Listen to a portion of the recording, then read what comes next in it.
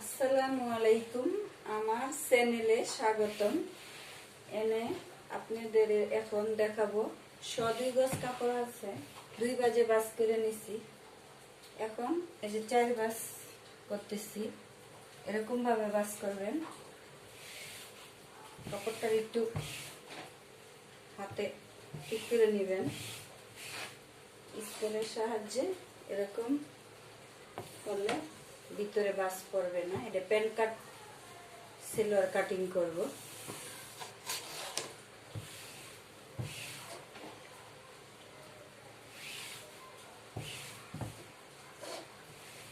মাজায় কুচি হবে,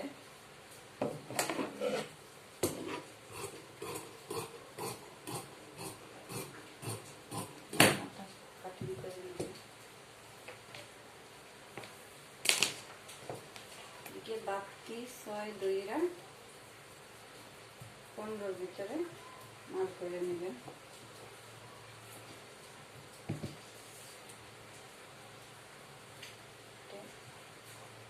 মাজার মাপ সাইরা এরকম 37-এ মাপ করবেন। এটা যার যার মাপ অনুযায়ী, এটা প্যান্ট কাট সিলোয়ার। আর কাপড়টা যে পায়ের কাছে এরকম রাখলে মাজার কাপড়টা কোনো মানে জোড়া পড়বে না, 2টা শিলি পড়বে শুধু। এরকম করে বাস করে নেবেন, উপর সাইডে দিবেন মাথাগুলা, তাহলে এদিকে কুচি হবে। আর এদিকে এরকম যদি যেটা ওই জায়গায় 2 বাজে মুড়ানো থাকে, তাহলে ওটা যদি নেন তাও কোনো জোড়া পড়বে না। হাফ ইঞ্চি সাইরা পায়ের মুখ হবে 6, বাড়তি 1 ইঞ্চি 7।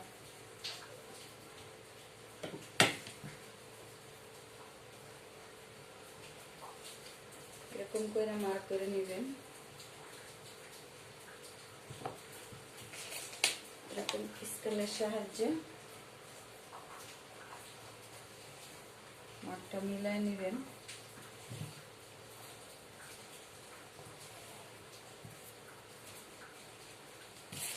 এদিকে হাফ ইঞ্চি অ্যাঙ্গেল করে কাটলে পায়ের দিকে টান পড়বে না।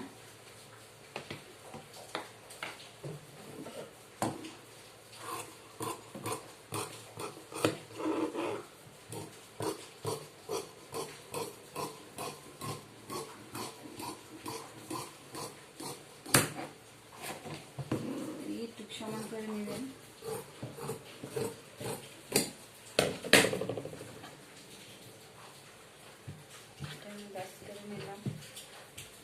এখন মাজার কাপড়টুক এই যে এই জায়গায় আমি যে মুখটা মানে খোলা সাইড ওদিকে রাখছি, বন্ধ সাইড এটা, ওদিকতে যদি পায়ের দিকে রাখেন বন্ধ সাইড, তাহলে মাজার কাপড়টা এই যে পায়ের কাপড়টাতে সুন্দরভাবে বাইরে হয়ে যায়, কোনো জোড়াজুটি পড়বে না।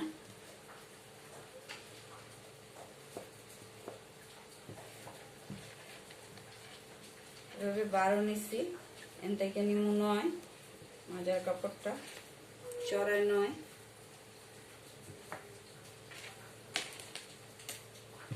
স্কেলের সাহায্যে মিলিয়ে নেবেন। মাজার কাপড় একদম সুন্দরভাবে মিলে যাবে, কোনো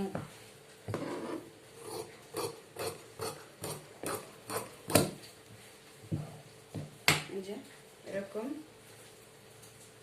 কোনো জোড়া হবে না, একদম ঠিকঠাক। এটা মাজার কাপড়।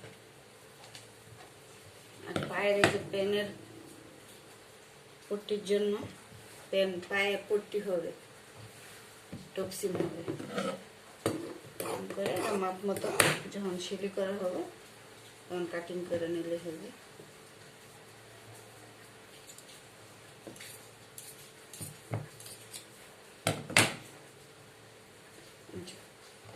এটা প্যান্টের পায়ে।